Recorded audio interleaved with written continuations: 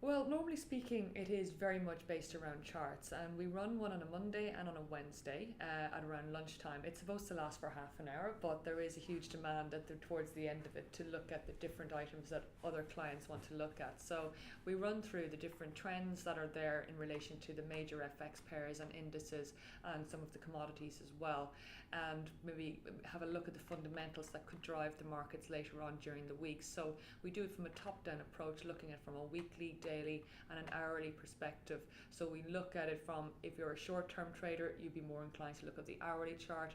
If you're a longer-term trader, you look at the longer-term chart. But certainly having a good idea of the overall trends over the different time frames sets everyone up very nicely for the rest of the week, and they know what sort of event risk that we discuss during the actual webinar to expect, which could have an impact either negatively or positively on their trade direction.